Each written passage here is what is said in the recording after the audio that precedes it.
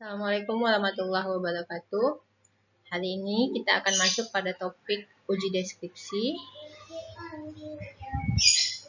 pada mata kuliah evaluasi sensorik pada semester genap tahun 2020 hingga 2021. Ya, materi hari ini akan mencakup definisi dari uji deskripsi, manfaat dan ruang lingkup penerapannya, jenis-jenis ujinya, dan pelatihan panelis untuk uji deskripsi. Uji deskripsi didefinisikan sebagai sebuah metode uji evaluasi sensori yang bertujuan untuk mendeteksi atau membedakan serta melakukan penggambaran karakteristik sensori suatu produk secara kualitatif atau kuantitatif oleh panelis terlatih, minimal 5 atau hingga 100 orang. Jadi pada uji deskripsi ini panelis membedakan produk, lalu mengidentifikasi kualitas produk dan juga mengidentifikasi intensitas dari atribut produk tersebut. Nah, pada uji deskripsi kita menggunakan panelis terlatih, di mana panelis terlatih ini mampu dengan gamblang atau dengan cepat mendeteksi dan menjelaskan atribut sensori pada sampel yang diuji. Panelis terlatih melakukan pengujian secara kuantitatif, di mana panelis mampu membedakan intensitas setiap atribut pada sampel uji.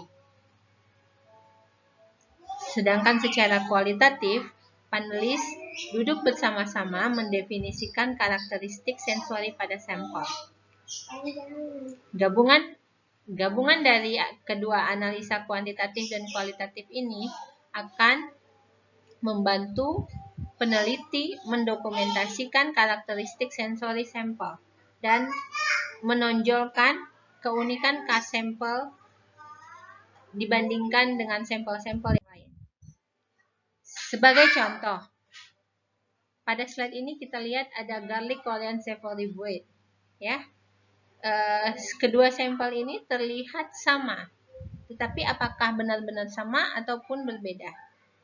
Jadi secara kualitatif, ya, pada uji deskripsi, panelis bersama-sama menentukan atribut sensori kedua sampel ini. Mereka memutuskan bahwa roti ini fluffy, ya, teksturnya itu lembut, ada aroma bawang putihnya, ada aroma karamel karamel roti dan panggang, ya, aroma panggang rotinya, dan terasa sweet, manis dan gurih.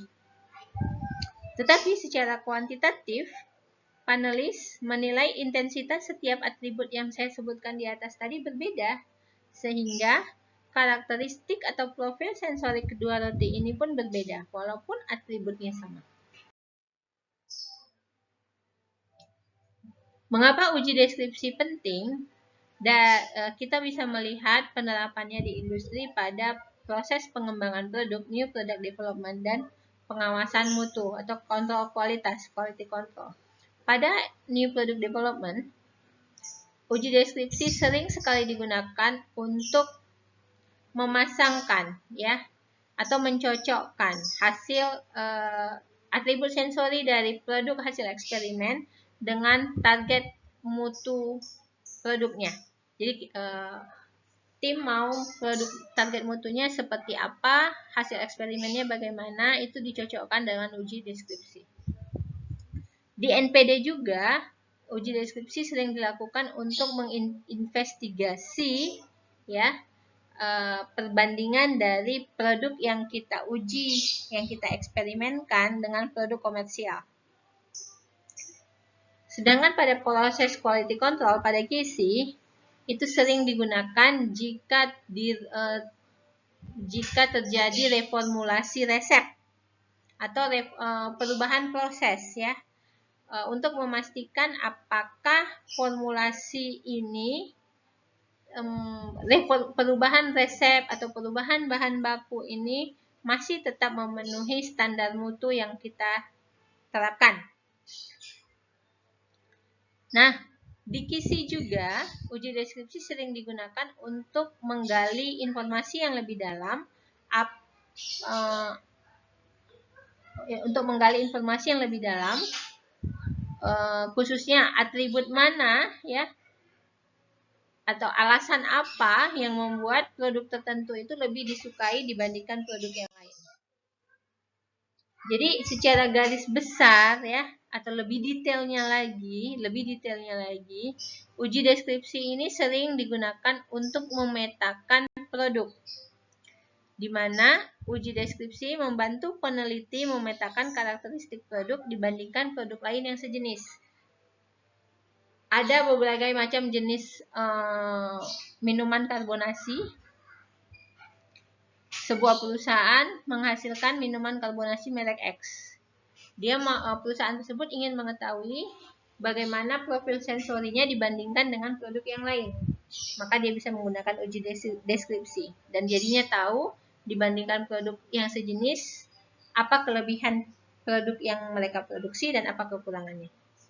Nah, jika uji deskripsi dilakukan berbarengan dengan uji hedonik, maka kedua uji ini akan memberikan informasi atau alasan ya, atribut sensori mana yang menjadi alasan konsumen menyukai produk tersebut. Ya. Nah, biasanya uji deskripsi ini pertanyaan umumnya bagaimana produk tersebut berbeda di atribut sensorinya ya.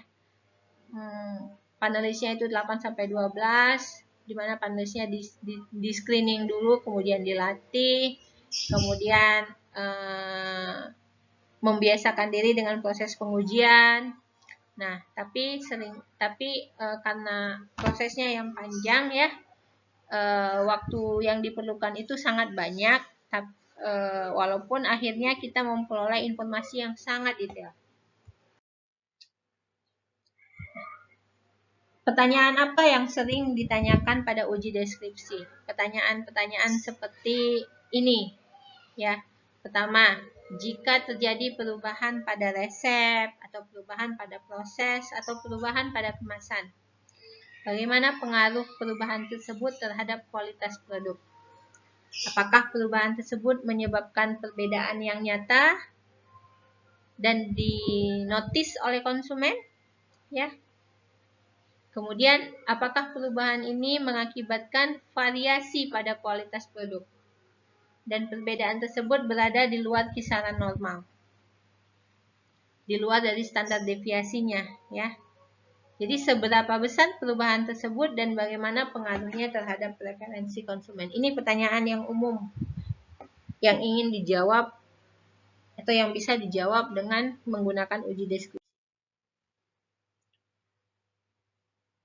Awalnya kita mengenal 3 jenis uji deskripsi. Yang pertama adalah flavor profile method, di mana uji deskripsi fokus terhadap atribut cita rasa, flavor. Ini seperti seperti uji sensory cupping test ya untuk kopi. Lalu ada texture profile method. Ini fokus terhadap tekstur. Ini sering digunakan pada produk-produk reologi ya, seperti roti, tepung-tepungan, produk tepung-tepungan, roti, produk-produk susu juga, keju, dan juga jelly. Ya. Dan yang terakhir adalah qualitative descriptive analysis, di mana ini digunakan pada hampir semua produk pangan yang bertujuan untuk menilai karakteristik sensori produk, intensitasnya ya, oleh panelis terlatih. Selain ketiga ini, ada juga 3 metode uji yang lain yang merupakan modifikasi dari ketiga metode uji sebelumnya, yaitu seperti free choice profiling, time intensity descriptive analysis, dan spectrum method. Di sini kita bisa lihat apa-apa saja penerapan dari time intensity analysis, free choice profiling, spectrum method. Nah, Kita bahas satu-satu. Yang pertama tentang flavor profile method. Ini sudah ada sejak tahun 40-an, di mana panelis fokus untuk menganalisa aroma dan flavor. Pengujiannya terhadap satu produk dilakukan oleh 4-6 orang panelis terlatih. Tetap ada proses screening dan pelatihan ya, di mana penyaringan panelis dipilih berdasarkan kepekaannya terhadap aroma. Jadi kepekaan indera olfaktorinya itu jadi poin penting dalam flavor profile method ini. Ada proses pelatihan di mana panelis diberi paparan sampel yang banyak dan diharapkan bisa dengan mudah atau mampu membedakan aroma-aroma tersebut secara pada atribut secara sekaligus gitu ya. Nih, di dalam flavor profile method kadang-kadang panelis itu diberi kebebasan untuk mendeskripsikan produk. Jadi panelis diberi kebebasan untuk menggunakan istilah tertentu sesuai yang mereka mau. Kemudian setelah mereka terbiasa, panelis-panelis tersebut akan duduk bermusyawarah atau berdiskusi, memutuskan istilah yang sesuai ya secara konsensus di antara mereka. Lalu selama masa pelatihan, pengukuran mereka atau pengukuran atau daya akurasi mereka mengukur itu akan selalu dikalibrasi ya, diulang-ulang sehingga kepekaannya dan datanya data hasil pengujiannya menjadi lebih akurat.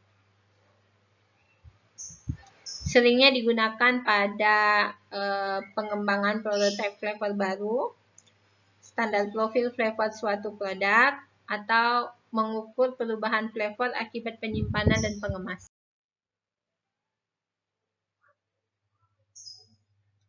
Jadi ini mereka sama seperti booth kita sendiri-sendiri. Dan ada juga yang mereka duduk bersama-sama berdiskusi. Lalu ada texture profile method. Ini digunakan untuk produk-produk pangan semi padat, produk skin fill, kain, serta barang-barang kertas. Juga pada produk-produk dari olahan-olahan tepung dan lain-lain. Nah, panelis dipilih berdasarkan kemampuannya untuk mendiskriminasi perbedaan tekstur. Ya, seperti jadi panelis yang peka terhadap tekstur-tekstur produk itu menjadi kandidat panelis yang baik untuk texture profile method. Dan yang ketiga ada quantitative descriptive analysis, di mana penggunaannya itu sama seperti yang saya sampaikan tadi ya, seringnya itu di research development dan di quality control, tapi juga ada di marketing. Saat ada produk baru, maka uji deskripsi bisa digunakan untuk mendeskripsikan produk baru, di mana hasil-hasil atau ada atribut-atribut yang dianggap unik ya, itu bisa digunakan sebagai ide untuk iklan oleh marketing, atau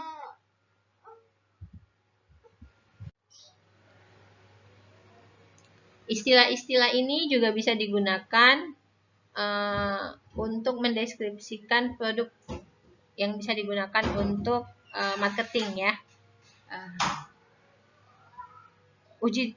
QDA juga bisa digunakan untuk mendeskripsikan perubahan formula atau perubahan proses.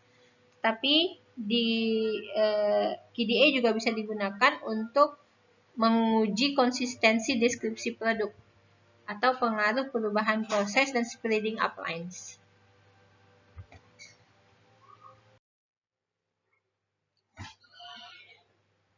Apa saja ciri-ciri KDA sehingga metode uji itu bisa disebut KDA? Yang pertama,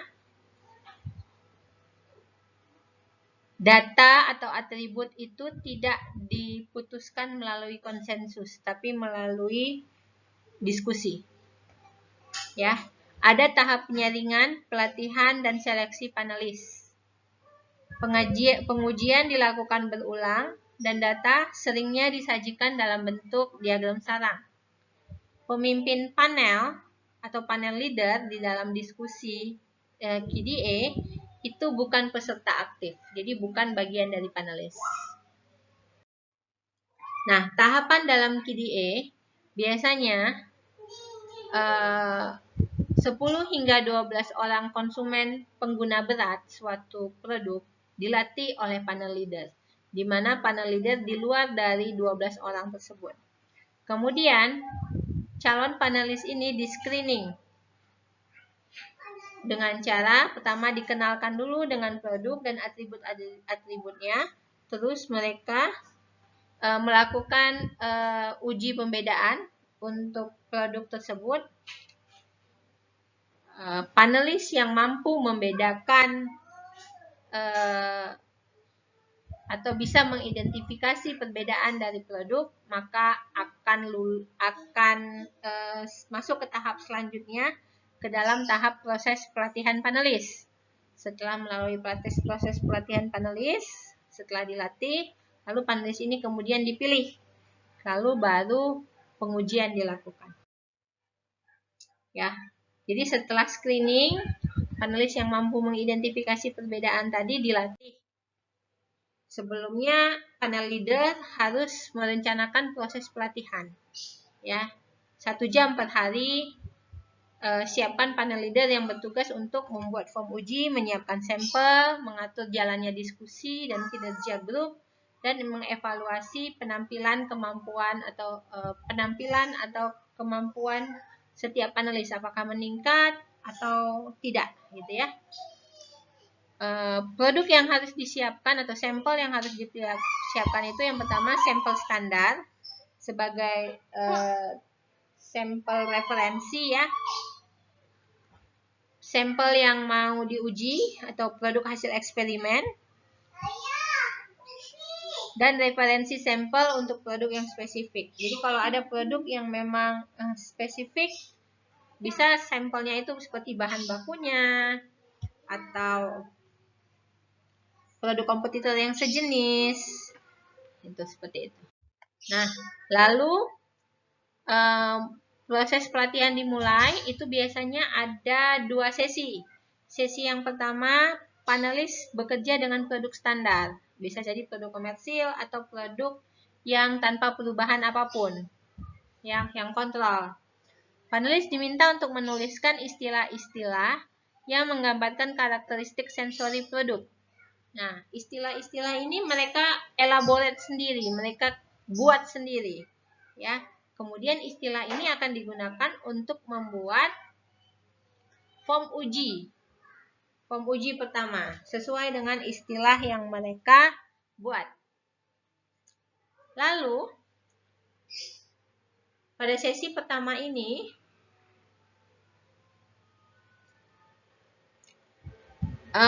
juga dilakukan diskusi.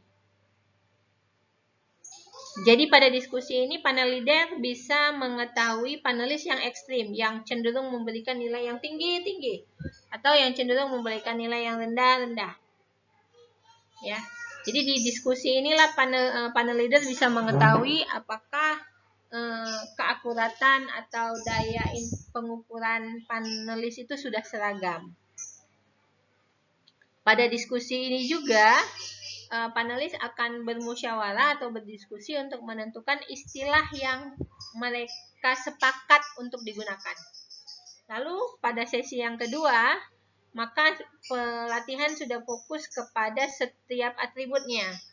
Mungkin ada atribut penampakan, ada flavor, ada tekstur yang lebih rinci. Jadi setiap hari itu satu atribut. Di sini panelis diminta untuk bisa mengidentifikasi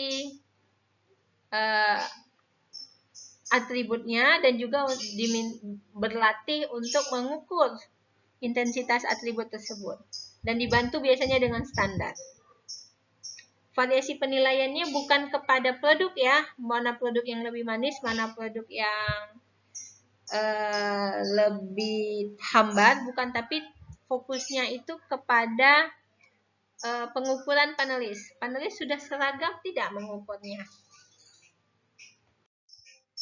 Nah, setelah dilakukan pelatihan dan sudah dilihat ada perkembangan, maka kemudian panelisnya diseleksi dengan dievaluasi. Caranya, dilihat lagi hasil penilaian mereka.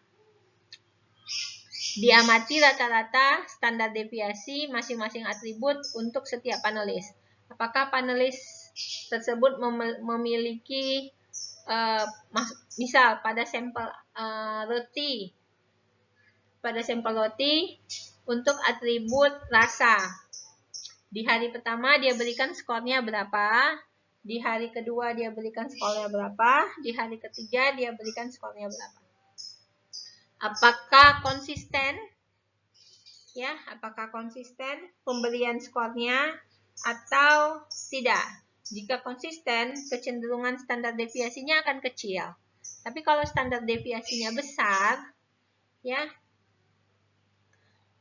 maka panelis tersebut belum memiliki belum konsisten dalam memberikan penilaian.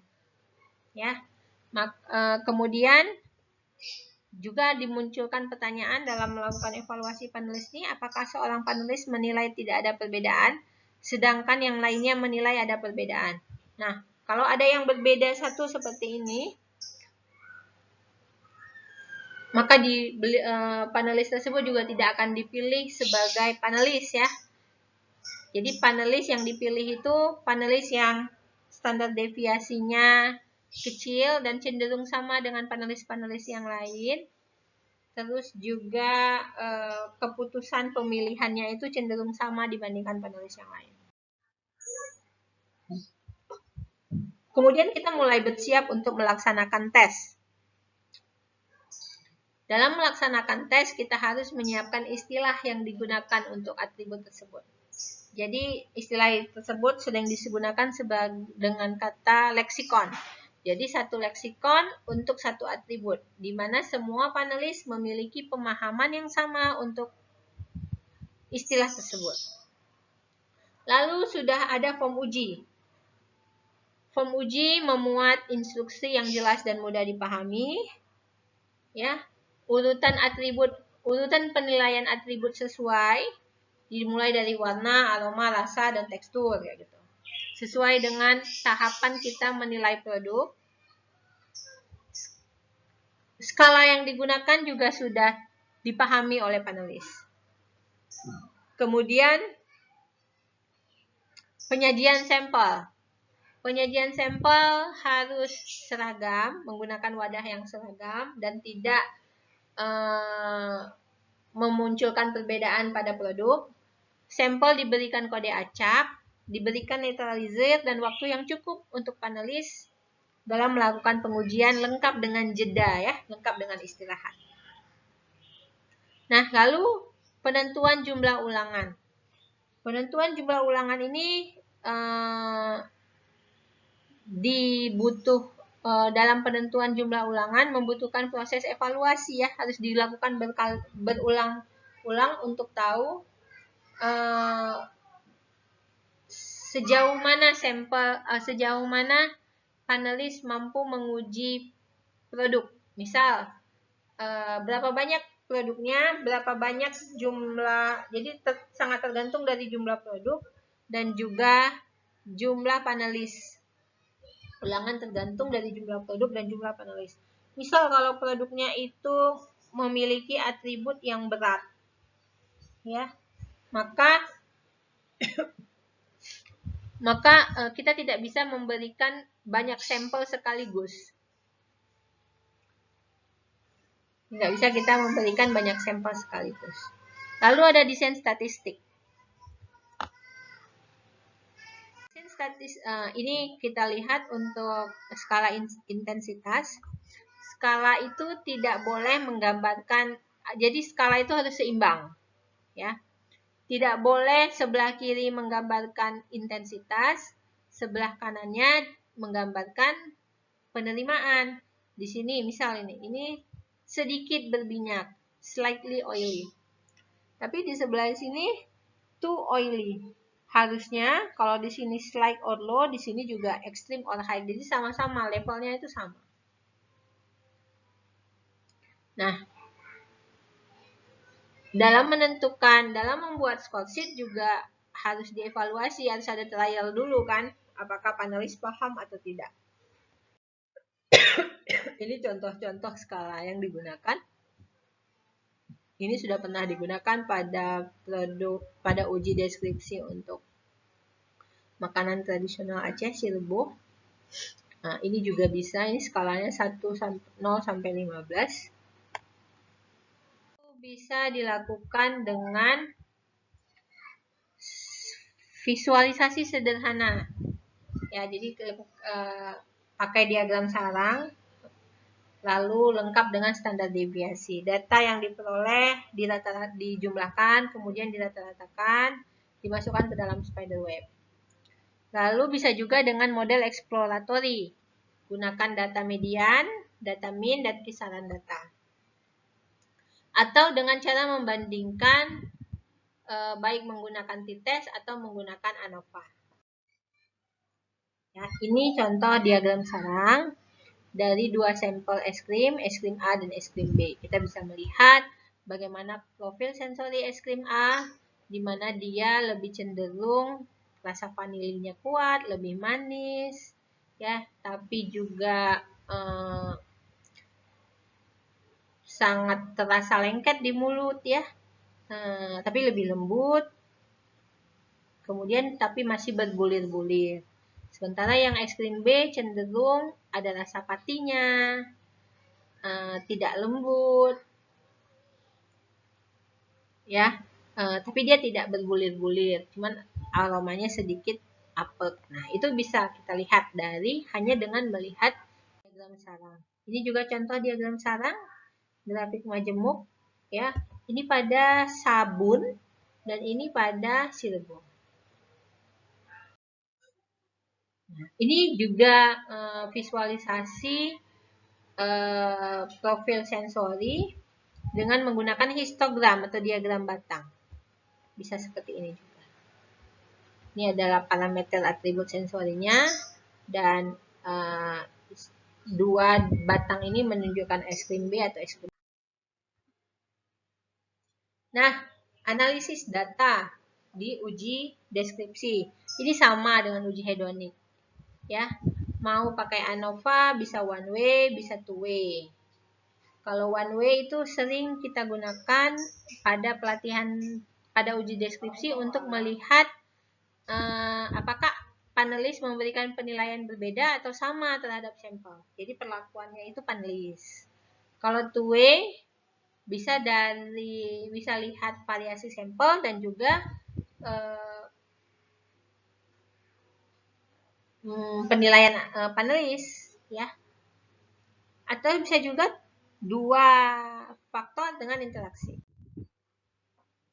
Dan yang terakhir, metode uji deskripsi yang paling sering digunakan sekarang tanpa perlu melakukan proses pelatihan panelis, ya, itu disebut dengan pre-choice profiling, ya, di mana panelis adalah konsumen dan panelis diizinkan untuk menggunakan istilah sebanyak yang dia butuhkan untuk menerangkan karakteristik indrawi dari satu sampel. Nah, di panelis terserah menggunakan istilah yang mana. Ya, sekian presentasi pada hari ini. Semoga dapat dipahami dengan baik. Wassalamualaikum warahmatullahi wabarakatuh.